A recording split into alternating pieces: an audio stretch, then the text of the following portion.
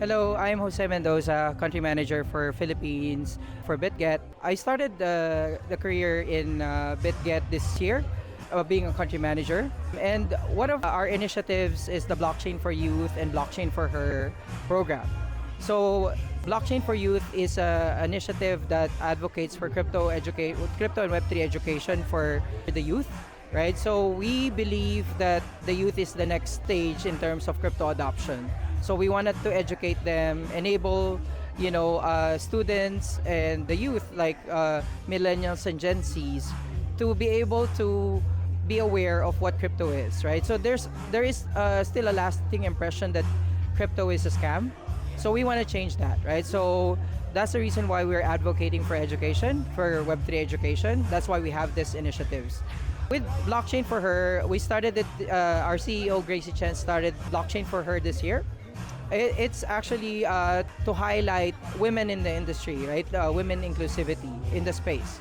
We all know that there's a lot of players in the industry that are led by males, right? So we also wanted to include, startup founders or even, Web3 KOLs and influencers that are women, right? And then enable them, empower them to be leaders in the space, right? So similar to what our CEO Gracie Chen did, right? So we also wanted to highlight that initiative. We also have one of the most downloadable DeFi wallet in the space, which is BitGet Wallet. Yeah, we're second to Binance in terms of like downloads and user base. We also launched a 30 million fund in terms of the Telegram ecosystem. So this is one of the DeFi initiatives that we have. Obviously, we have a lot of scams or like impressions by a lot of people in the industry that crypto is a scam. But I think we can change that by number one, education, right? And then also enable a platform that is following the proper KYC and AML rules. So that's one thing. Security vulnerabilities is also one of that the crypto industry is facing. So if you have a platform that is secure and reliable and dependable, I think that's one of the signs that we are really evolving in the space. And also we have one of the best KYC providers in the industry. And we also have what we call the proof of reserve, meaning that we're exposing all of our wallets, meaning that they're actual funds that the users can take a look at, on our platform. So the topic that we discussed on our panel is about DeFi, right? How it changes, how you compare the DeFi sector or the DeFi industry compared to the traditional finance industry. So one of the highlights that we discussed there is three main highlights, right? So one would be taking out the middleman or the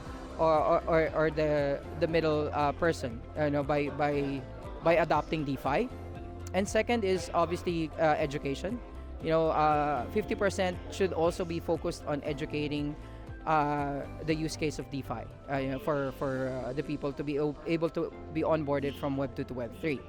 And number three is the market volatility, right? So we have to have a dependable and proper risk management in terms of exposing ourselves into the DeFi space, right? So, one of the bad impressions that we got from the crypto space is obviously scams and frauds.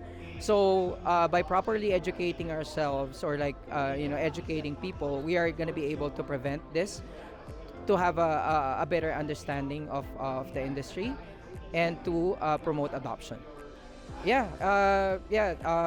As I've said earlier on our topic, please don't be afraid to jump into the educate yourself, or just simply learn about the crypto and Bitcoin industry, right? You're gonna have a lot of trials or obstacles along the way, but please do advocate for educating yourself first, before trying to invest a large amount of your savings into the industry.